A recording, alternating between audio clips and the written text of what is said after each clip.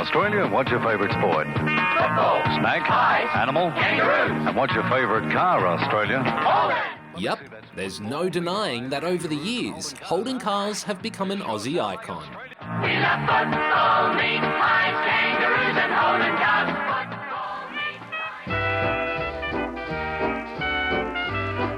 pies. Holden was founded about 160 years ago by this guy, James Alexander Holden, hence the name. At first, they made saddles, yep, for horses. But Mr. Holden realised that as a mode of transport, horses were about to be replaced by cars. So Holden started making car upholstery and then car shells, before joining up with the giant US company General Motors. And in 1948, Holden released its first fully Australian car. And that's how she looks. The car whose appearance and general design had an element of secrecy for so long. The Holden FX was the first Australian designed car to go into mass production, and it was pretty popular around the country. By 1958, 40% of Aussie car owners were cruising around in a Holden. The birth of this car is the birth of a great new industry. You see, for a young country like Australia, being able to drive a car that was designed and made here was a pretty big deal at the time. It meant more jobs for Aussies and money for the economy. And it wasn't just Holden. Several other companies were making cars here, like the really popular Ford Falcon.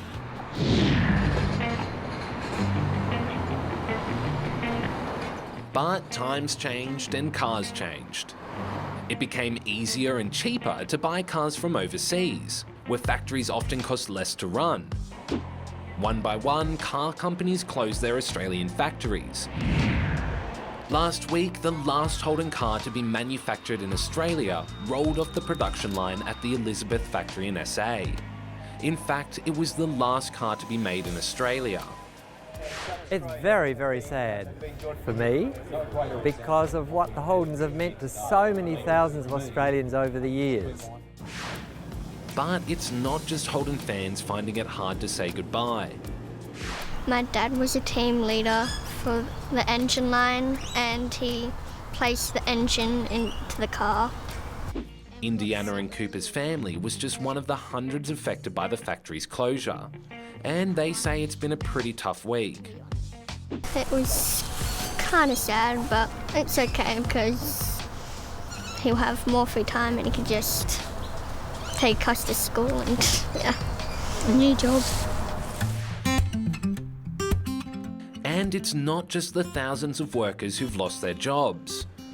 Many other people in the area where Indiana and Cooper live rely on Holden, whether they're supplying the parts or working in shops, restaurants and schools used by workers and their families.